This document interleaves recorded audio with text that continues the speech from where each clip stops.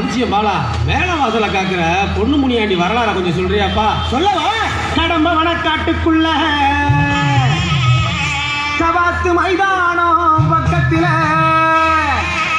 4 மாசி வீதியில வெட்ட வழி பொட்டலில எங்க பாட்டு முப்பாட்டு வேலை செய்யும் நேரத்தில் கண்டெடுத்த பொக்கிசமா மண்ணிலிருந்து வந்தவரே ஆனந்தம் கொண்ட கணபதியும் துணை இருக்க மண்ணில் ஒளி ஒன்று தெரிந்ததப்பா, தங்கம் போல் மின்னுதப்பா, தங்கம் போல் மின்னியதா இவருக்கு பொண்ணு முனையாண்டி என்று பெயர்.